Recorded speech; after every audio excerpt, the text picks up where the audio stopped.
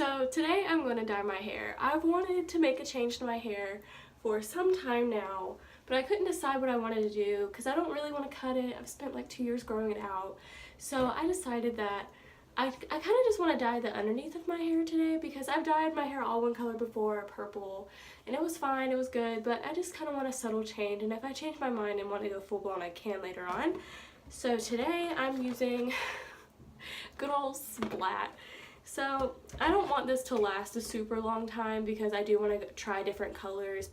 The job I have now doesn't really require me to do anything professional, so I kind of want to get this out of the way before I really can't do fun colors in my hair when I have to move on in my career after I graduate next spring. So I hope you enjoy the video and enjoy me dyeing my hair.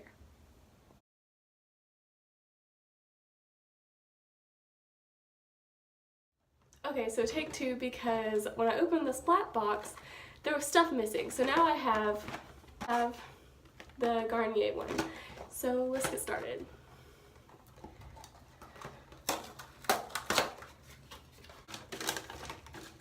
Before I mix anything, I'm going to separate my hair since I am only doing the bottom half. So I'm going to do that now.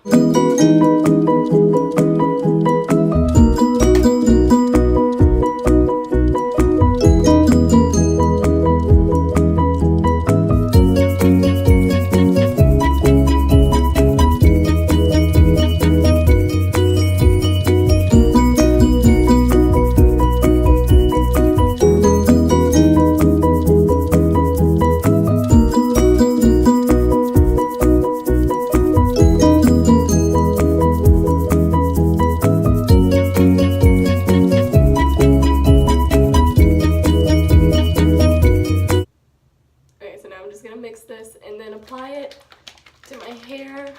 I should have gloves. Oh, I can't go back now. Okay. So I really just wanted to do this because I feel like I just needed some change. And I don't really want to cut my hair because I kind of like how long it's gotten in the past 2 years since I've cut it all off when I was a freshman. So, oh God, this is strong. Oh no. Okay. So, I just wanted some change. I just didn't want to fully commit to dyeing all of my hair. Ooh. Dating in college. So I'm gonna make an entire separate video. It's probably gonna be my next video of why I'm taking a year off of dating. Or it could be the video before this. I'm not sure yet. But after my abusive relationship, and I briefly dated a guy after that for about a month after that. After that relationship, I decided it's best that I take a year or so off of dating, and I got this idea. I'm not going to take the idea that I did it myself. That's insane. I got this idea from Gabby Hanna. Or The Gabby Show. And I watched her video, that Q&A she made, where she just kind of like drew a merch design. And that video just resonated with me. Like, it's such a simple video that she made, but everything she talked about, I completely agreed. And it came at like the perfect time in my life where I just needed to hear taking a break from dating, because I'm gonna get more in depth about this in my other video, but I hadn't taken more than 6 months to be single since my high school relationship, and my high school relationship ended like a month before we started college. So that's a long time to bounce around dating people. So dating in college is weird. So I dated somebody, like I said in my abusive relationship video, I dated somebody in the military. Again, not gonna say what branch. But after him, I dated somebody in a different branch in the military. I met him on Tinder. I'm 20.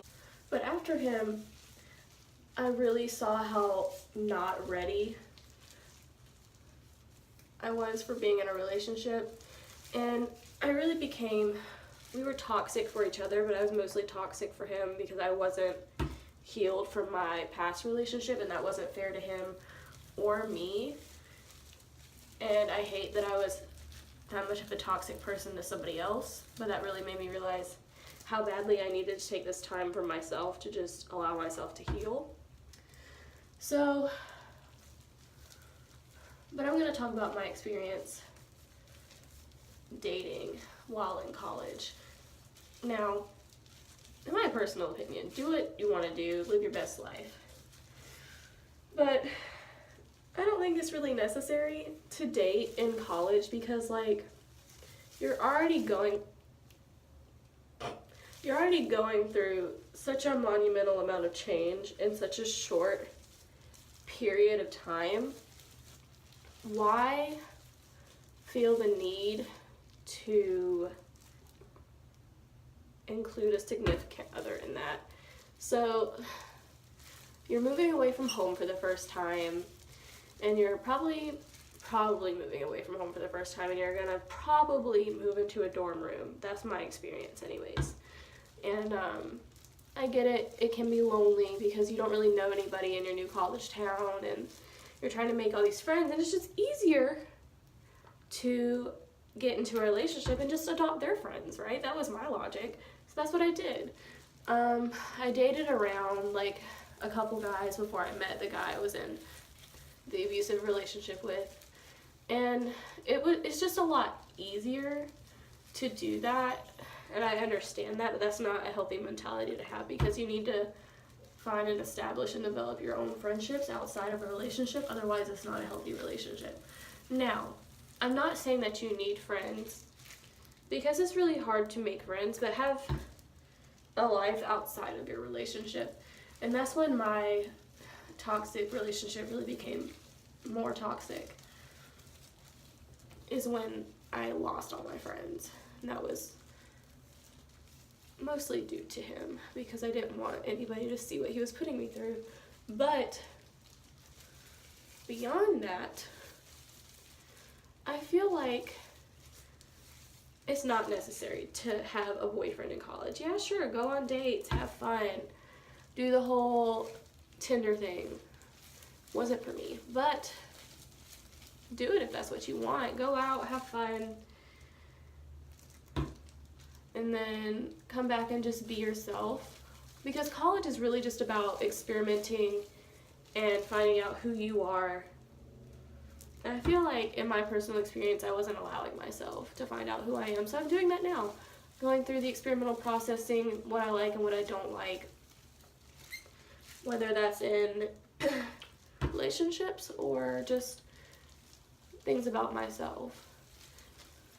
And that's such a big part of growing up, is just finding out who you are. Because in high school, yeah, I went through a lot of phases. I went through, like, I don't want to call it an emo phase, but it kind of was like an alternative kind of thing. I was always on Tumblr, and then a little hippie phase. So I was experimenting with who I was in high school, but I want to do that now in college, now that I'm away from my parents and everything that I've ever known. And even though I'm starting kind of late in the game, I feel like it's better than never. So that's my thoughts on dating in college. I'm probably gonna make another video about, or include it in my when I'm taking a year off a dating video, being the toxic person to somebody, because that's never happened to me before, and that was weird. Now that I can see that's what I was being for him.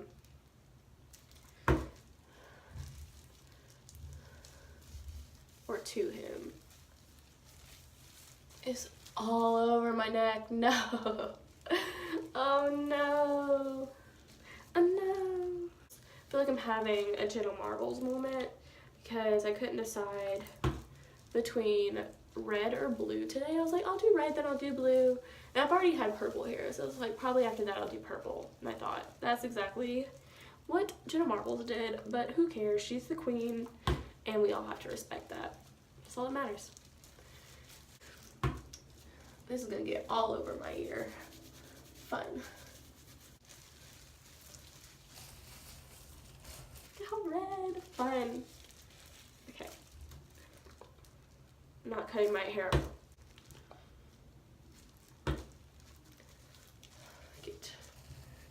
underneath right here.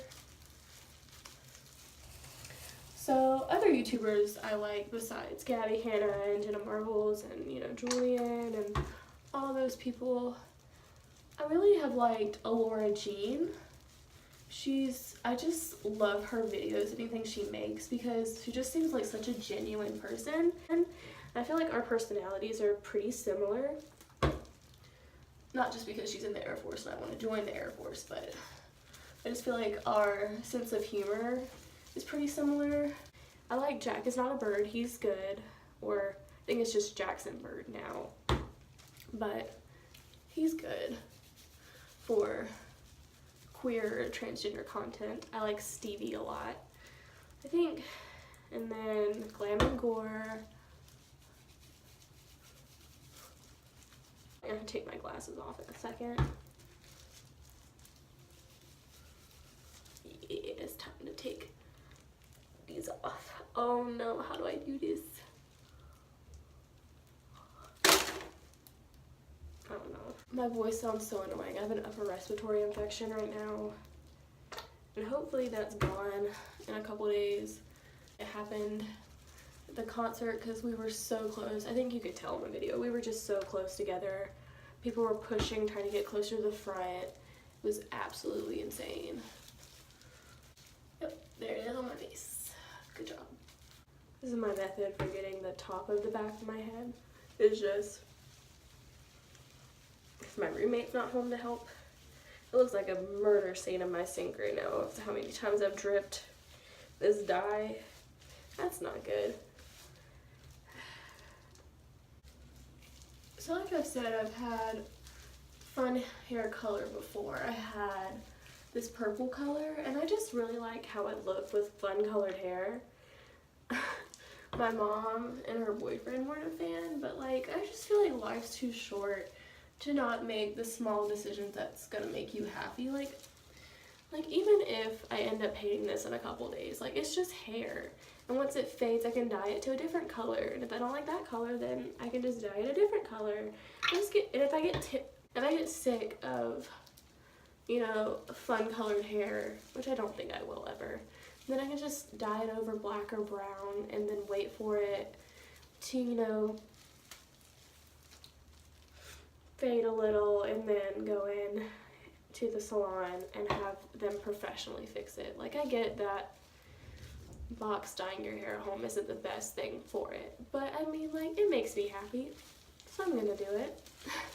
And the paper instructions say to leave this on for 25 minutes. So I'm gonna set my timer. Fun fact, this is how you do this without getting it all over your hand, even though it's going to anyways because these gloves are trash. Like, yeah, on my pointer finger. But okay, so it's the next day and I styled my hair. I really like how it came out. Like, it's really vibrant, and I like how it got a little pink at the bottom, but other than that, I like how it's separated, and I just like it. It looks really nice. So this is the update. This is the final result for right now. I really like it. I hope you like it too.